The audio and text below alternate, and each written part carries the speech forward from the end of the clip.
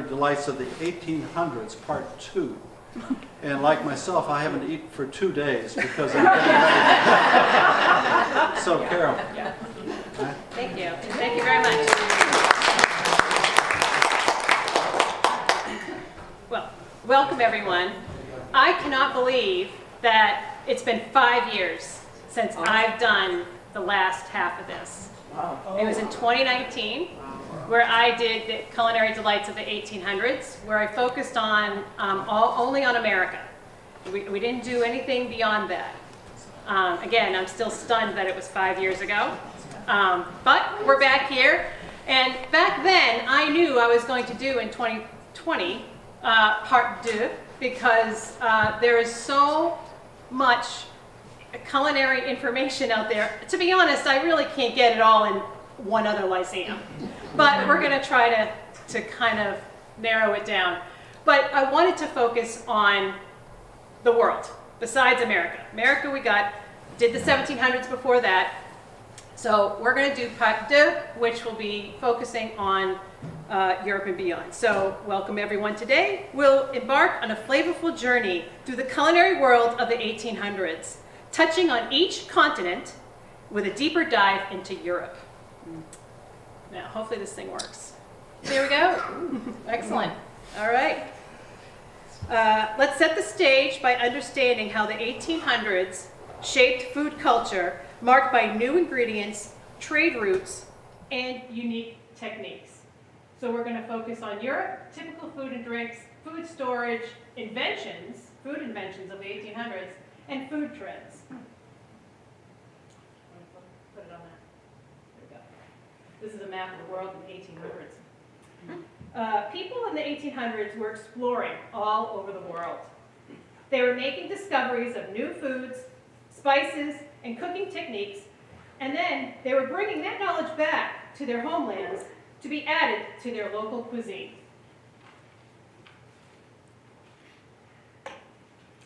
So we're going to start in Asia. Asia in the 1800s was rich in spices and traditional recipes that influenced global palates. The trade routes brought a mix of cultural exchange that we still taste today. Some notable ingredients that they used were spices such as cinnamon, cloves, rice, and noodles. Some of the vegetables that they used was a diverse array, including bok choy, napa cabbage, mushrooms, and greens. And the proteins they used included fish, poultry, pork, depending on the cultural practices. There were significant differences in cuisine across Asia, with influences from different cultures and climates.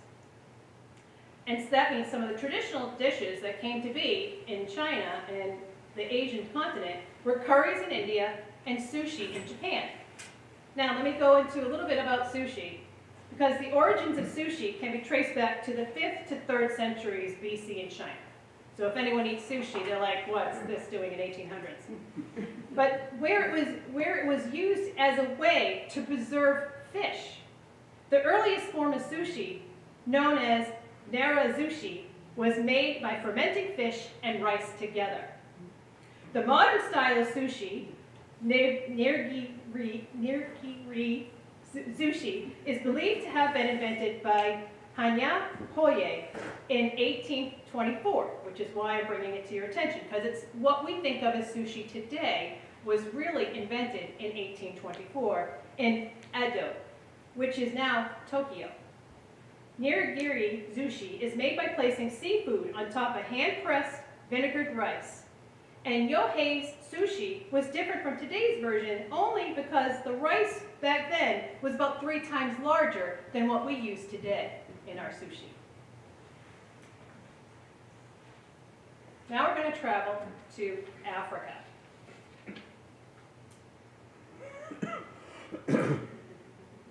African cuisine of the 1800s featured hearty dishes with a blend of local ingredients and the influences from trade with Europe and the Middle East. Some of the staples that they used then were yams, millet, and plantains. There was a lot of influence on regional dishes such as tagine and stews. So a tagine, I example right there. Oh, let me do this thing here. Oh, there we go. Tangine is not only the pot itself, but it's also the dish. So a tangine is a ceramic or unglazed clay pot with a round base, and the sides are low. And it's in a cone, it has a cone-shaped lid. This lid traps the steam, which condenses and then returns to the pot, keeping the food moist and flavorful. The clay itself also imparts its own flavor to the food. Tangine as the dish is a slow-cooked stew that typically features meat, poultry, or fish with vegetables, spices, dried fruit, and nuts. The dish is known for its complex flavors and its richly spiced sauce. Also, the effect of the colonial trade affected the local diets. They also tended to cook over open fires a lot, and it was more of a communal type of cooking situation. So families would all cook together out in the open like this back in the 1800s and after. Now we're going to travel to South America. See how it's just an overview because it's just so much. I could focus on just the African cuisine. South American cuisine was vibrant, containing native staples like corn and potatoes and cacao, with European techniques introduced during colonization. Some of the key ingredients, like I mentioned, involved corn, potatoes, and they did use cacao. And they used indigenous techniques, such as curanto, a technique for cooking meat, fruit, and vegetables using hot stones covered with dry leaves or linen. This technique is still used in the Patagonia region of Argentina and Chile. Another indigenous culinary technique is freeze drying, a technique for making chanuno, which are freeze-dried potatoes from the Andes. The alternating process of freezing and rehydrating the potatoes extracts water and gives them a shelf life of up to 10 years. The other technique that they used too was drying meat, a technique for making chirquai, which is a dried meat. Well, I'm heading North America because I was hitting all the continents, even though we focused on that the last time. But the North American cuisine in the 1800s was a fusion of indigenous knowledge and European settlers, recipes evolving into regional favorites we know today. Some of the regional favorites would be New England clam chowder or Southern barbecue.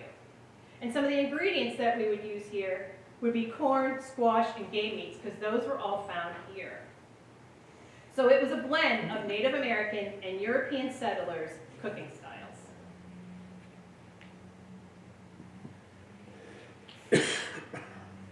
Now we're going to head to Australia. Australia's food in the 1800s was a unique blend of native ingredients and British culinary traditions brought by settlers. A couple of examples of that are parrot pie and possum curry. So they use their native animals with European techniques. Bush tucker is the bush food. It's called bush tucker in Australia. It's eaten by the Aboriginal people of Central Australia. It usually falls into a few groups. Traditional food from animals including kangaroo, emus, wild turkey, rock wallaby, possum, snakes, and lizards and anteaters. Food from plants included wild orange, wild passion fruit, wild fig, bush tomato, conkerberry, and mistletoe. Bush banana, bush coconut, quandongs, pencil yams, mulga apple, bush plums, and sultanas. They also use edible seeds, including munga seeds and wattle seeds. Grubs and insects, including witchetty grubs and cicadas and caterpillars. Honey and nectars found in the honey ant, honey from the native bee, nectar from the flowers of the bloodwood and corkwood trees were all foods that the bush tucker used.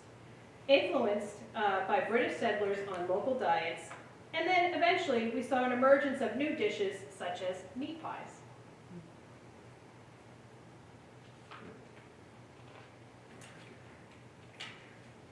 Next, we're traveling to the Arctic and Antarctica. Well, there are no traditional Antarctic or Arctic recipes. However, the explorers brought unique foods there. Traditional foods eaten in Antarctica in the 1800s included pemmican, which is a dried and chopped meat product mixed with rendered animal fat, such as tallow. Pemmican was made from whatever meat was available, including large game, fish, and smaller game. Dried fruit like cranberries, blueberries, and cherries could also be added. Pemmican was a staple food for Antarctic explorers and is still eaten today. Sledging biscuits are a high-energy biscuit made with flour, baking soda, salt, butter, and water. Sledging biscuits were a staple for Antarctic explorers and are also still eaten today. Also popular at lunchtime, it was duck. Duck was often served, seared in a skillet, and placed on top of greens on a hard roll. Other foods eaten by early Antarctic and Arctic explorers included, I know you're not going to like it, penguins, seals, seaweed, and elephant seal snout. However, food was often scarce, as you can imagine, and scurvy, a disease caused by the lack of vitamin C, was common. All right, now we're heading to the hub of activity here for cuisine in the 1800s. Europe's diverse cuisine set the standard for global culinary arts, with each region contributing its distinct flavors and techniques. We're going to focus on the culinary hubs of France, Italy, and England.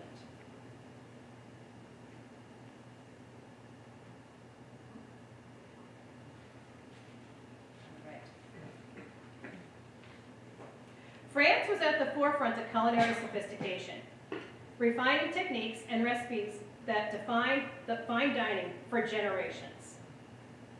It was, we see here in 1800s in France, it's the rise of haute cuisine with chef Georges Auguste Escoffier, who was born in 1846 and died in 1935. He was a French chef, restaurateur, and culinary writer who popularized and updated traditional French cooking methods. Much of Escoffier's technique was based on that of Marie-Antoine Carême, who was this other person up there, who was from 1784 to 1833. He's one of the codifiers of French haute cuisine. Escoffier's achievement was to simplify and modernize Carême's elaborate and ornate style. In particular, he codified the recipes for the five mother sauces. And those include bechamel, velouté, espagnole, hollandaise, and tomato. Those are all used today, and they are the foundation of French cooking. Marie-Antoine Carême, known as the inventor of the Charlotte Russe, the dessert was originally called Charlotte à la Parisienne and was created at Carême's pastry shop. The name was likely changed in honor of Russian Tsar Alexander I, who was visiting at the time. They also developed classic dishes such as coq au vin and ratatouille. And they also developed the use of fine ingredients, such as truffles and foie gras.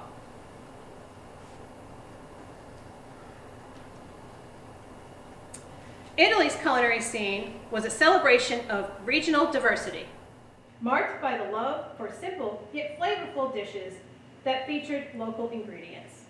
Some of the staple ingredients included olive oil, pasta, which is all handmade, such as this woman right here making pasta, and tomatoes. Some of the traditional dishes were risotto and polenta. And of course, influence of trade and the Italian regional diversity all affected the foods that they developed in Italy.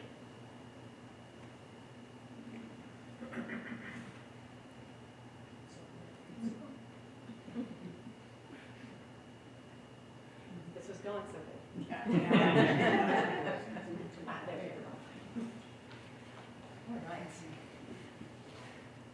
England's 1800 cuisine embraced comfort foods and refined practices like afternoon tea, and enriched by the influx of colonial ingredients. This time during the 1800s saw the huge rise of afternoon tea culture. And they popularized dishes such as meat pies and pudding. Now, puddings are not like how you think puddings are today, and I'll demonstrate that in a minute.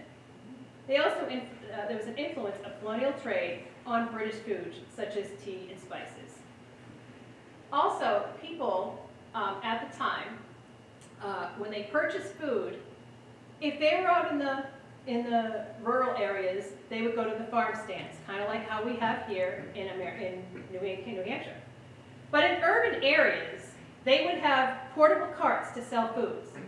So just like you see in Boston or whatever, very similar. Purchase as needed. They purchased as needed foods because storage was still a challenge. There's no real refrigeration, especially at the beginning of the century, and they needed to not attract vermin in the home. So at this time, I'm going to move to a demonstration. Sensor here. All right. So I mentioned about puddings. Now, puddings, we think of chocolate pudding, vanilla pudding. It's a nice sweet dessert. But puddings in the 1800s and in England, actually long before that, were boiled. They were all boiled. They're very dense. So they were actually developed prior to 1800s. But in the 1800s, they became extraordinarily popular. And why they're so popular is because these are boiled in a pot of water. So in the early part of the century, where they had fireplaces, that is where they cooked their food. And they would put this in a pot for hours on end to boil the pudding. And it solidifies in the boiled water. As the century went on, we saw them doing this over the cast iron stoves, and then also, towards the end of the century, gas stoves. But they still had this as part of their culture, and almost kind of like a nostalgic thing, because they always had this at holidays especially. So it's something that they saved for special occasions. So when you hear plum pudding, which I am doing a variation of here, this is called hunter's pudding because I don't have the plums, I have raisins and currants. But this is a legitimate recipe from the 1800s of a hunter pudding. And they would make this for Christmas time, or if there was a celebration of a successful hunt, then they would make this as well. Any kind of major celebration. And since a lot of these ingredients were mostly readily available, it ranged the availability from people who were poor to people who were rich. So everybody was able to enjoy this. But this probably, for the most part, most people, this was probably the sweetest thing that they probably had for the year. Now, the desserts that you're going to have over there, some of them are sweeter, but that is for the very rich people. So I had to have a range. Anyway, I'm going to demonstrate here making how this is being made, because we're going to sample a version of this exact thing. I've been making it for days to see how it turns out. So it's a rather simple process to actually make, which is another reason why it was very popular. So to make hunter's pudding, you're going to take a half a pound of flour. You're going to take a half a pound of, this is kidney fat or suet. Suet? Mm-hmm. But it's edible. It's fat from kidneys of cows. What? Well, I have the box over there. I actually got it from Ireland. Oh. They did not waste Yes, anything. that's right. A half a pound of currants, which are basically small raisins. We have 4 ounces of raisins. And we have, if you had a little bit of extra money and due to trade, we have 2 tablespoons of candied orange peel. You could add it or not. And I have 2 tablespoons of candied citron. It's really sticky. So we're gonna mix all that together. And what's good about this is that it's coating all of the raisins and currants and all that candied fruit, which means that all that fruit should be able to be suspended into the pudding and not sink. Yeah. So we mix all that together. And then, back in the day, I tried to get a whisk that they had in the day. That was a lot harder to get. But you basically used straw pieces. I should have asked Jim for help on that. But a bunch of straws like they would use for a broom, and they would tie it together, and that's what they used as a whisk. I'm using a more modern one, which, by the way, came into invention in the 1800s. So, we're going to beat up the eggs. So it's 4 eggs.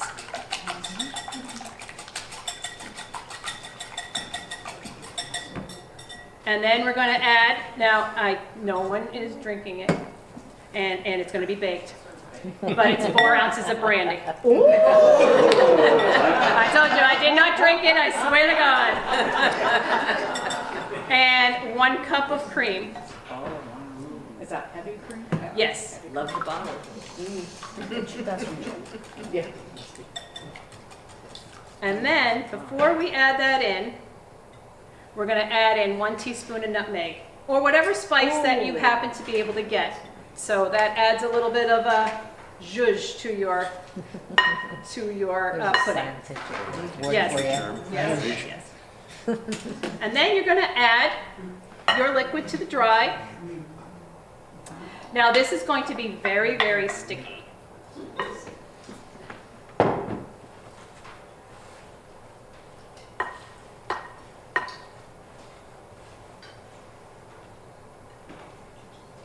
But as you can see, it's something that any household at the time could put together rather easily.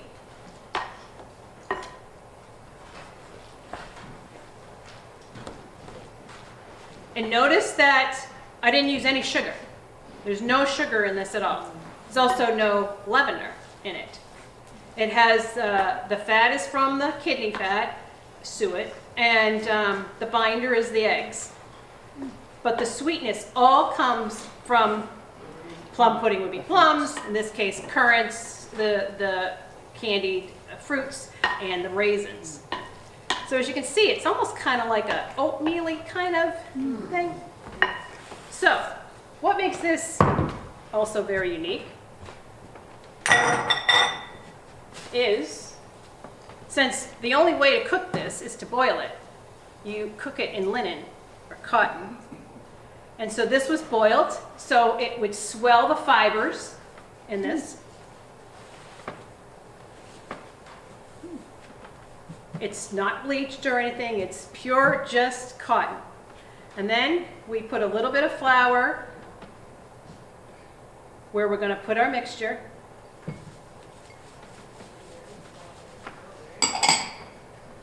See, I was prepared. And we're going to move this to our bowl. So you're going to place it into a bowl, like so. Okay? And then we're going to spoon it in.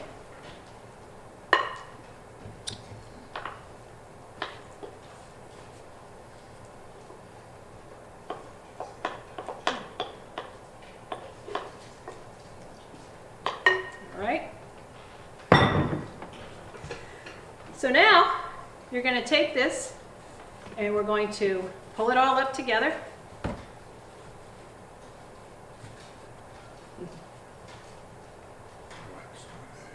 All right, and we're going to make it really tight and we're going to twist it up like so.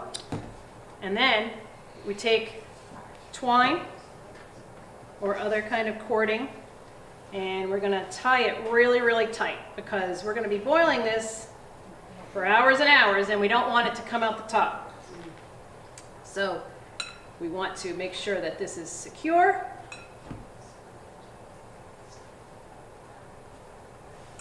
So I made sure that the one I made before had double the tying on it.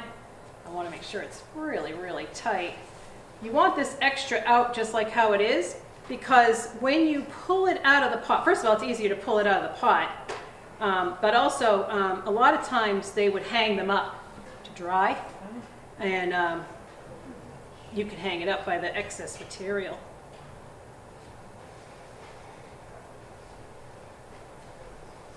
And now our hunter's pudding is ready to be put into a pot of boiling water. It has to be constantly boiling. So you need to have multiple pots going at the same time, because once it starts to evaporate, you need to refill with boiling water. Because if you don't, it's going to take even longer to cook it, because you got to wait for it to get back up to boiling. So you add boiling water to boiling water, and you cook this for 3 to 4 hours. And at that point, when it's done, you're going to pull it out. And if you're going to have it right away, then you need to dunk it into cold water so that the pudding doesn't fall apart, solidifies a little bit. And then you would, if you could afford it, then you would make a sauce to go with it that's made with equal parts of butter, sugar, and a sweet wine. If you didn't have that, that's fine. But you could also serve it, you can store it, like I said, hanging up. In their houses they did that. And then when you're ready, after it's all cooled down, you could slice it and then fry it on a pan and serve it that way with the sauce. We're gonna serve it boiled, so since I can have them, they're boiling mine over there right now, and they'll be pulling it out, so we're not doing the fried stuff because I'm over here and can't fry it for you over there. Anyway, that is the end of that part of the demonstration. I'm making hunter pudding. All right. So we're going to move on to typical food storage in the 1800s. So they would do drying and salting of meats, such as pork. They would all have root cellars, especially out in the suburbs or out in the rural areas. They would put in all their fruits and vegetables in there. They would dry herbs, and they would dry foods and pickle foods like vegetables, nuts, and tomatoes. So what were some cooking innovations of the 1800s? In 1800s Europe, significant culinary inventions and innovations were developed to aid in cooking and food preparation. Here are some key examples. The cast iron stove. This was invented in the 1800s. The 1800s saw the widespread adaptation of cast iron stoves. This is at the beginning of the century, where we started to see cast iron stoves. So households were now moving from the fireplace and cooking on the hearth to getting these cast iron stoves.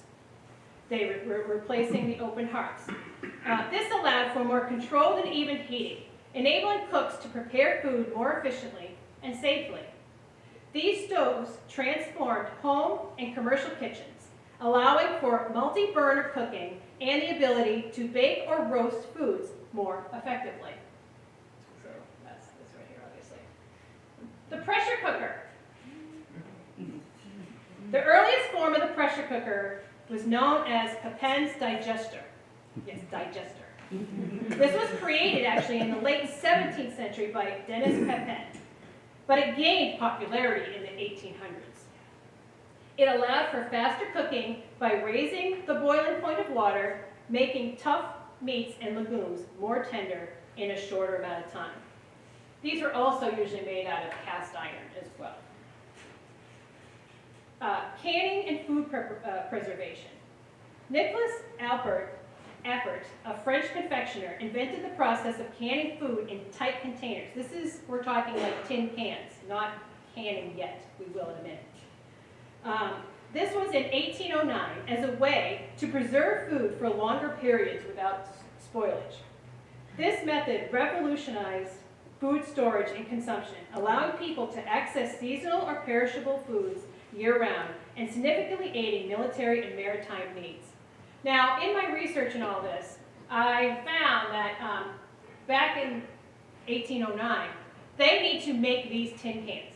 They did not have yet, an assembly line of making the cans like we do now, where you go to Shaw's and you buy tin can foods, soups, vegetables, whatever. That was very costly and hard. And so only the very rich people would get these canned foods. But the main use for it was for the military.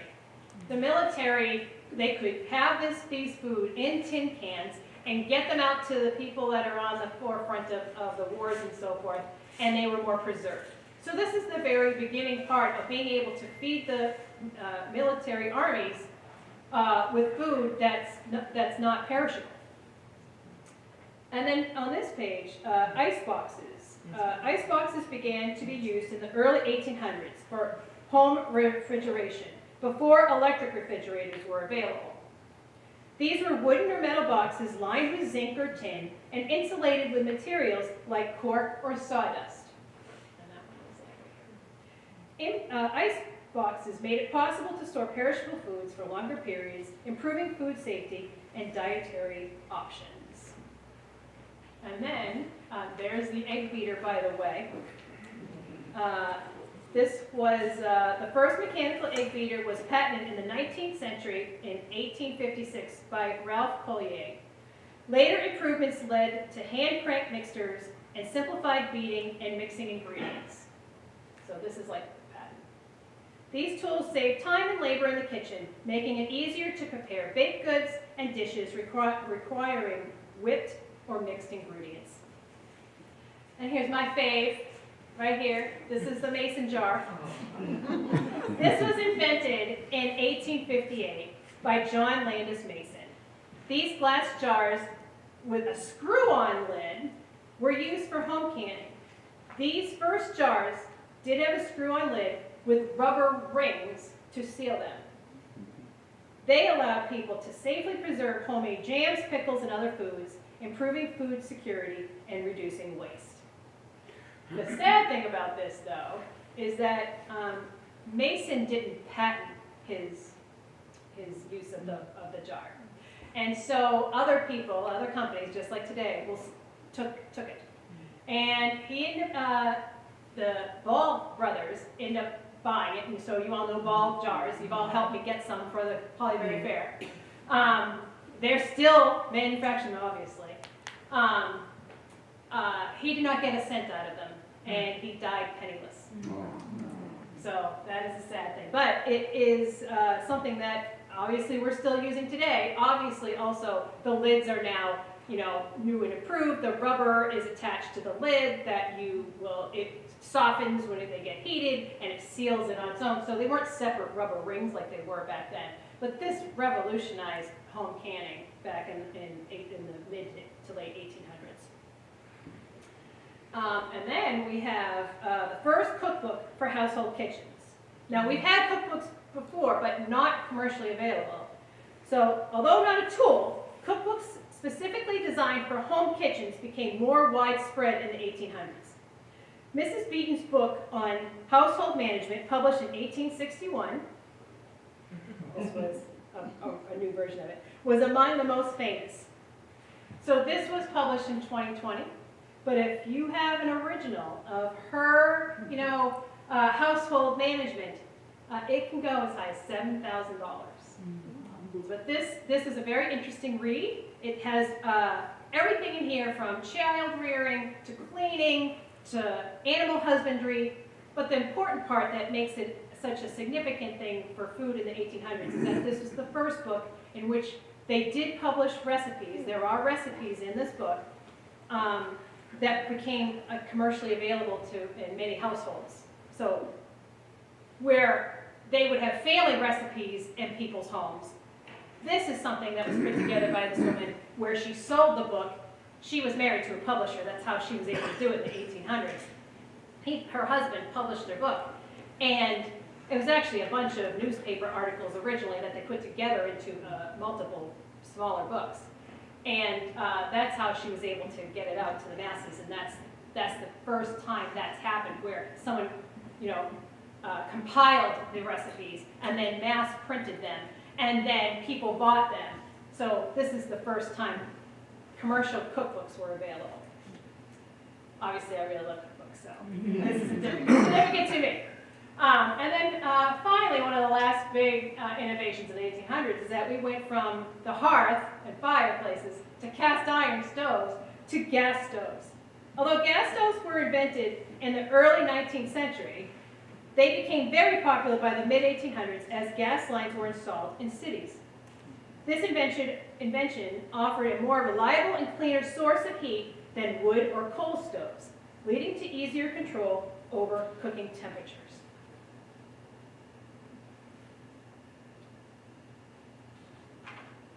All right, so the cooking and foods that were invented in the 1800s.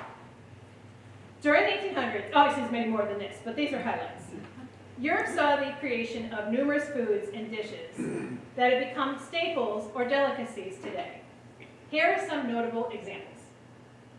So canned foods, as I mentioned before, Nicolas Appert, the French confectioner, invented the canning process again in 1809. Canned vegetables and meats and soups became available and revolutionized food storage and consumption, making them accessible even to non-harvest seasons, which was what was a key thing. The croissant. The croissant became popular in France in the early 19th century, inspired by an Austrian Kipfel. The croissant's flaky, buttery layers turned it into a breakfast staple and a symbol of French patisserie culture. Soda water. Now, this was actually invented before the 1800s, but it became commercially available. Joseph Priestley in the late 18th century discovered carbonation, but commercial soda water gained popularity in Europe in the 19th century. This led to the development of carbonated beverages and the rise of soda drinks across Europe. Schweppes, I'm sure we all heard that, was the first soft drink in 1783 that led to R. White's lemonade in 1845, Dr. Pepper, I know where Heather is, Dr. Pepper, it's her favorite, in 1885, and Coca-Cola in 1886. Margarine was invented by Mege Maury, a French chemist, and he invented that in 1869 as a cheaper substitute for butter. Margarine became an affordable alternative to butter for cooking and spreading, which was especially significant for lower income households.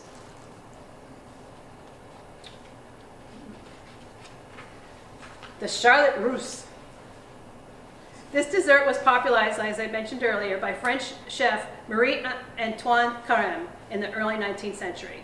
The dish made of sponge cake or ladyfingers with a fruit or custard filling exemplifies the intricate, elegant desserts that defined European high society. Again, since they made it originally and then renamed it with the Tsar coming, who was visiting at the time, this was served at all the high society functions. So this was the upper crust dessert of the century, at least at the early 1800s. And you'll have someone to sample today. Sacher Torte, invented in 1832 by Franz Sacher, an Austrian pastry chef. This rich chocolate cake with a layer of apricot jam and a chocolate glaze became an iconic dessert in Vienna and is still enjoyed worldwide. Bechamel sauce. Though its origins trace back earlier, bechamel sauce was redefined and widely incorporated into European cuisine during the 19th century, especially in French cooking. As I mentioned, it's one of the 5 mother sauces. It became a base for many other sauces and dishes, contributing to the development of classic French cuisine. Pizza margherita. Pizza as we know it evolved in Naples in the late 1800s. The margherita pizza, topped with tomatoes, mozzarella, and basil, was created in honor of Queen Margherita of Savoy in 1889. This dish set the stage for modern pizza's popularity, showcasing the simplicity and use of regional ingredients. Bouillon cubes. The concept of condensed hydrated stock cubes emerged in the 19th century. Maggie and Knorr, so if anyone goes shopping, you have heard Knorr products. They made these popular toward the end of the 1800s. Bouillon cubes allowed for easy flavor enhancement in cooking, contributing to the convenience of meal preparation. Meringue variations. While meringue existed prior, variations like the pavlova began to take form in the late 1800s and early 1900s. Meringue-based desserts showcase Europe's growing fondness for lighter, airy confections, influencing baking styles. Tomato sauce. In the early 1800s, the use of tomato sauce became more widespread in Italian cuisine, laying the foundation for modern pasta dishes like spaghetti with tomato sauce. This development popularized tomatoes as a main ingredient and helped shape Italian cuisine's global identity. Now, ice cream. Now, while early versions of ice cream existed before 1800s, significant advancements in its production and accessibility occurred during this century. Techniques for making smoother ice cream were refined, and new flavors were developed as sugar and exotic ingredients became more readily available through trade. The hand-cranked ice cream churn, patented in 1843 by Nancy Johnson, an American inventor, made ice cream production easier and more efficient. This invention spread to Europe and helped popularize ice cream as a common treat. Ice cream parlors and vendors became more widespread then in major European cities. The new frozen desserts became popular in high society.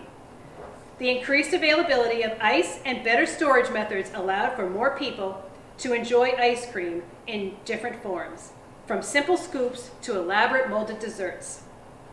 And ice cream in the 1800s became more than just a luxury. It turned into a beloved dessert enjoyed by many, setting the stage for future frozen desserts.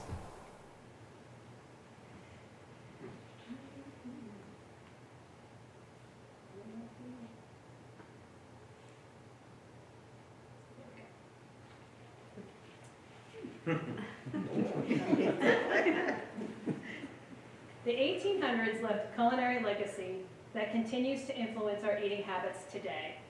Each region brought its distinct flavors, contributing to the rich tapestry of world cuisine. So what's on the menu tonight? 1800s foods. So we have sugar cookies. Now this sugar cookie is a recipe from 1877 and was used for high tea in England. We have a Charlotte Russe, and as we know, that was invented in 1802. I have various cheeses. Now the cheeses I have here today, a lot of these cheeses were developed before 1800, but I have Wensleydale from Yorkshire, which was actually invented in 1540. But the first creamery to produce this commercially was in 1897. And then I have cheddar, which was modernized and standardized in the 19th century. And then Parmesan, at the beginning of the century, was hard to come by due to wars. But by the close of the century, many inventions were introduced, like the use of fermented whey. So even though Parmesan is centuries old, it wasn't until the 18th century, or late in the 18th century, did they develop techniques in which they could have it last longer. Potato pasty, and yes, that's how it's spelt. And that was, as I had mentioned to you before, one of the two most popular things besides puddings was hand pies. And this one I made is a potato one. I made mini ones, so there's plenty to go around. but usually they were bigger. So basically think of this as a working man's sandwich. Right. And they had this in Australia because they had influence from British colonists. They had this in America because they were also taking their recipes from British colonization. And then of course Britain, or like the founding place for these pasties. And they had it in Canada and a few other places too. So they kind of look like a pierogi because I made them so small, but it's not made with pasta. It's made with like a pie crust and then it's filled.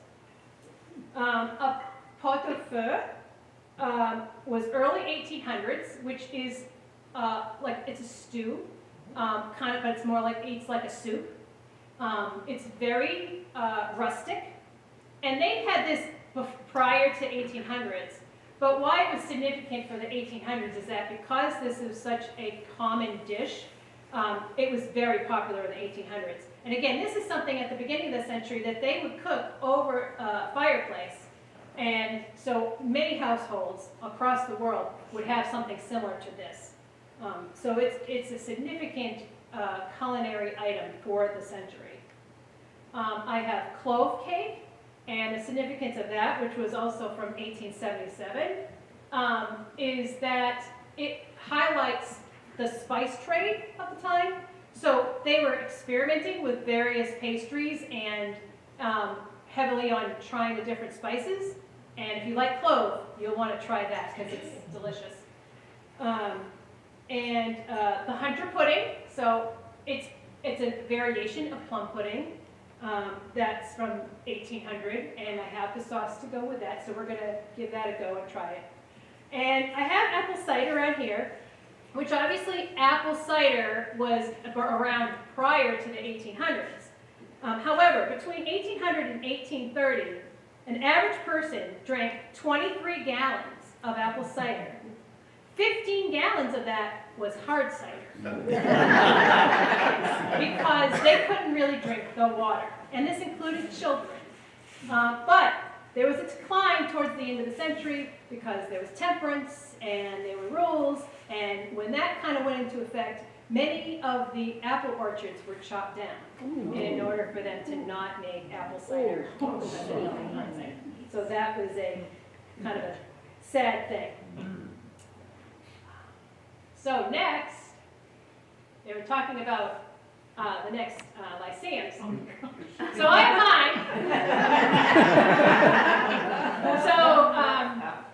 mine.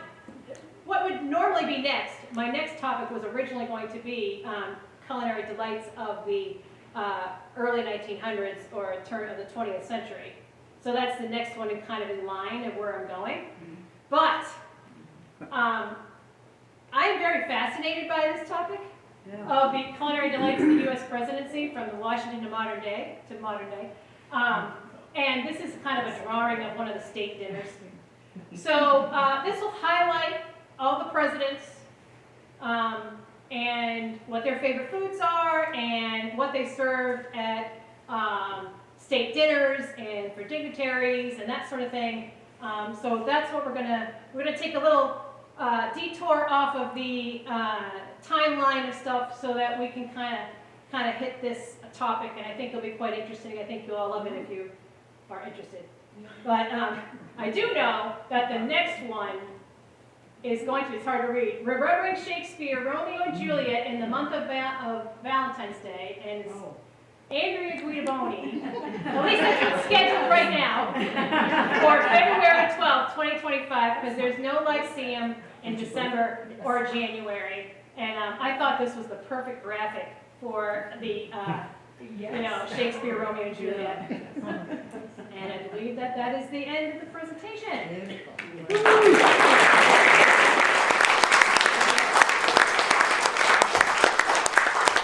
anyone have any questions? Thank you.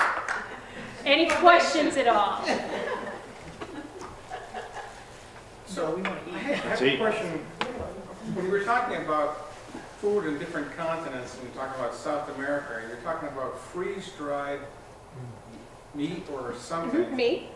How did they do freeze-drying then? What they did was that they would freeze it because it's so cold in the Andes. This was developed in the Okay. Andes on the Okay. mountains. All right. So they would freeze it and then thaw it and then freeze it, and that's how they were calling it freeze dried. So it was drying out that meat because it was drawing out all the moisture by the constant freezing, thawing, freezing, thawing. So every time it did that, it took out more moisture, and that was their freeze drying technique. Another question I have. Okay. Do you have a timeline for when tomatoes were introduced to America? Because I think it was an aversion to tomatoes for a long time in America, whereas Yeah. they existed in Europe. Yes. Americans were considered them to be even poisonous. Yes, they did. I don't know when they actually became popular in the United States. I'm sure I can look that up on that. But you're right. It took a while for the tomatoes to really come to America and have people really like them because they're part of the nightshade family, and people thought they were poisonous. So you're right. I don't know when they became super popular here, Probably though. with Bob Hope in the watermelon. Maybe. Yes. I'm curious, you talked about the first booklet that included recipes. Yes, Mrs. Beaton's book of household Right. management. How in the history of that does the Fanny Farmer cookbook? I think Fanny Farmer came about in the early 1900s, late 1800s. Once she started this, then that started a kind of like a revolution on it, and more people published more books because from there was more and more people that wanted to share their recipes and so forth. But she's the initial one. But yeah, I think that's actually the late 1800s was the Fanny Farmer one. And she's very regional to this area. I was curious because my great-grandmother studied with her. Oh, really? See? Yes. Yeah. So your great-grandmother's from the 1800s. Yeah. But that is a very popular one, and that's very popular here in the Northeast, because that's where she's from here. I also have this book, Heirloom Flavors, Timeless 1800 Recipes. If anyone's interested in that, I'll have that over there too. Any other questions? Yes? Where did you get your suets? How did you source that? Amazon. When I did my research, I was looking up, authentic 1800s recipes, and I got to tell you, cooking 1800s foods and being a modern baker myself, it's easy, but it's challenging at the same time. So finding this was a gold mine because I'm like, how am I going to make this plum pudding or hunter pudding, which is the quintessential item of all of Europe and all, especially England of the time. Like when you hear a Dickens thing, what do they got? They got plum pudding. Like it's in every classic, literary book from the 1800s because that is the main thing. Like that's a special treat. So I ended up finding a guy that makes this and does like reproductions of 1800s stuff like the Sturbridge, down in Sturbridge, and that's the guy that told me like how to get this, how to source it. And I'm like, because I'm like, how am I going to get kidney fat? Yeah. It's not going to go. I was thinking I would have to go to a local butcher maybe to get it, because you're not just going to get that Shaw's. You're not going to get regular fat there. So that was it. The other thing about cooking, so one of the things I have over there are the sugar cookies. And it was funny because we were making those last night, Sarah and I were making them, and the dough is super sticky. And it's just the way it is. And when you think of a sugar cookie and you roll out like modern, you're going to roll it out, you're going to cut them out, they're kind of stiff, you can put sugar and stuff on them, and there's a certain texture or bite you're expecting from it. So these are sugar cookies from the 1877. Again, they serve them a lot for high tea.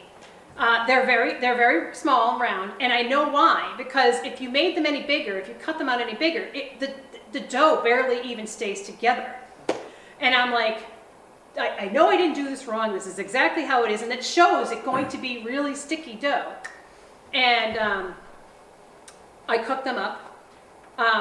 They kind of give a Nilla wafer vibe, So if I told you they were cookies from 1877, Sarah's like, people are going to love it. They're going to think that's great. But if you tell people that they're not from 1877 and you're going to serve them at a party and say, here are some sugar cookies, like if we were going to have them for the Hollyberry Fair and I was going to have these sugar cookies, I think people will be disappointed. Because they're not the sugar cookie that you think of in modern times. But I got to tell you, they are quite tasty. And like I said, if you like Nilla wafers, you'll love them. I know they're tasty because my husband kept eating them. Luckily, it makes like more than 100 in a batch. So there's plenty over there, and I could feed him too. Okay. Any other questions? All right. Well, thank you very much. And we will